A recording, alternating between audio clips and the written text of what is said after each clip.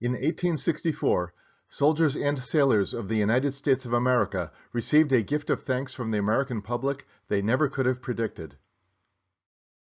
Fall harvest celebrations and feasts have been held for thousands of years in many countries, including the first Thanksgiving for the Mayflower Pilgrims in 1621, when English settlers were joined by Native Americans from the tribe they had formed a peace treaty with.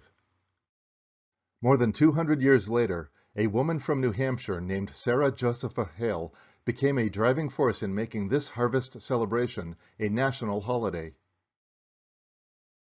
As described in the 2009 book, Thanksgiving, the Biography of an American Holiday.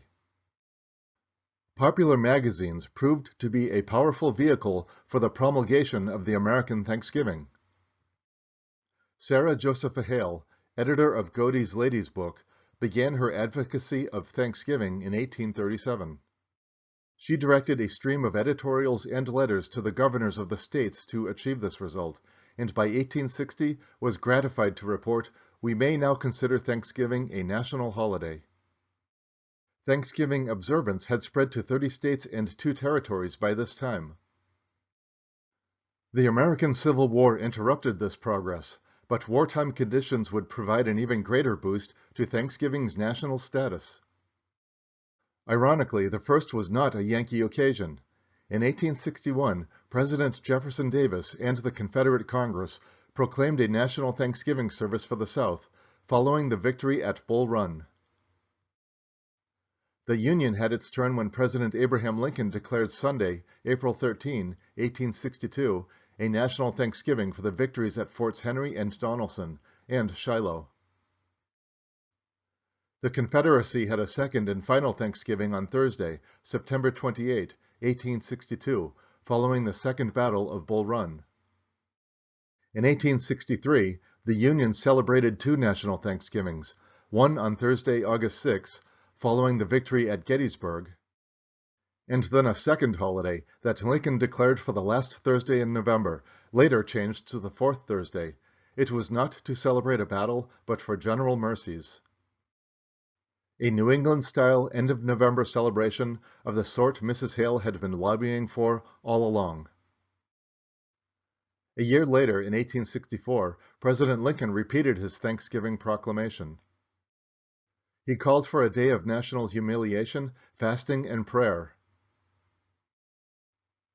And a well-known New York editor, George Washington Blunt, came up with an original proposal. Something should be done, he said, for the Army and Navy for Thanksgiving, not only to aid them in keeping the day properly, but to show them they are remembered at home. He proposed to send the troops poultry and pies, or puddings, all cooked, ready for use. He estimated it would take 50,000 turkeys and a like number of pies to feed the 220,000 men of the Army and Navy besieging Richmond. The food could be prepared and boxed up by those who could afford it, and shipped from New York a few days in advance, in time to be distributed the day before. "If the idea has merit," he wrote, "I am ready to do my best with others to put it through." The 1864 Thanksgiving involved a massive effort on the part of the Union League Club of New York to provide the Union troops with a proper Thanksgiving dinner. This club, whose members could well afford it, launched a public campaign to provide Thanksgiving dinner for Union soldiers and sailors. Theodore Roosevelt's father was the treasurer of this effort. "We desire," the club resolved, "that on the 24th day of November there shall be no soldier in the Army of the Potomac, the James, the Shenandoah, and no sailor in the North Atlantic Squadron who does not receive tangible evidence that those for whom he is periling his life remember him. It is hoped that the armies in the West will be in a like manner cared for by those nearer to them than we. We ask primarily for donations of cooked poultry and other proper meats, as well as for mince pies, sausages, and fruits. To those who are unable to send donations in kind, we appeal for generous contributions in money." Public response to the call was impressive. People from across the New York and New England region sent not only money or turkeys, but also every imaginable kind of foodstuff. In 3 weeks, the club collected $57,000 to buy 150,000 pounds of turkey, and another 225 pounds of poultry was donated in kind, not to mention cakes, gingerbread, pickles, apples, vegetables, cheese, and mince pies. Delmonico's and other restaurants volunteered to prepare and cook the fowl. New York's contributions were cooked, wrapped in white paper, packed in straw boxes in boxes or barrels, and marked "Our Defenders, City Point." Organized by George W. Blunt, with dedicated humanitarian Theodore Roosevelt Sr. as treasurer, the Union League enlisted the express companies to transport the donations of food for free to the Central Depot in Trinity Place in New York. Transportation companies volunteered to ship the materials by rail and steamship. From the Gettys Building Depot, Thanksgiving provender was dispatched to the various Army camps, as well as to local military hospitals and posts. New York was not alone. Ladies of Jersey City raised $1,500 to buy cigars for the troops, while the citizens of Orange, New Jersey, sent bags of tomatoes.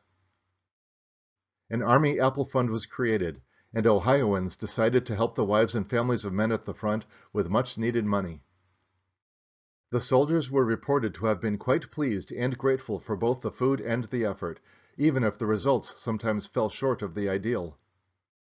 Captain George F. Noyes reported from General Phil Sheridan's Army of the Shenandoah that the want of proper appliances compelled most of the men to broil or stew their turkeys. But everyone seemed fully satisfied, and appreciated the significance of this sympathetic thank-offering from the loyal North. By and large, the effort proved a great success. More significantly, it demonstrated the commitment of the American people to the Thanksgiving holiday, and introduced it to every serviceman. One soldier said, "It isn't the turkey, but the idea that we cared for." Even if not celebrated, the day of November 24th brought some respite to the Confederate forces as well. The Daily Dispatch out of Richmond, Virginia, reported, "There was unbroken quiet all along the lines throughout the day." Even Union General Graham, finding it impossible to dislodge General Pickett from the advanced position captured by him, seems to have come to the conclusion to let him alone. And from Petersburg, Virginia, one Southern soldier reported, "The enemy observes this as Thanksgiving Day, all quiet." On that day, some bitter enemies chose to take a moment, no matter their passions or patriotic stances. After the event, artist Thomas Nast took to the pages of Harper's Weekly to create a Thanksgiving illustration for readers. His portrayal of that 1864 Thanksgiving featured multiple panels. In this new engraving, President Lincoln takes his place front and center, standing atop the Confederate flag. Lady Columbia is once again at an altar, shield and sword ever by her side, with the legend reading, "Thank God for our Union victories." The lower right of the engraving featured a panel titled "On Board," which depicted sailors aboard a ship preparing to eat turkey. In the bottom center of the illustration, Nast included a panel titled "Blessed be the Peacemakers," featuring a group of generals poring over maps. The panel on the lower left, titled "In the Field," portrayed soldiers seated on the ground of their camp and carving their own bird. Thanks, too, was given to Maryland for freeing its enslaved people.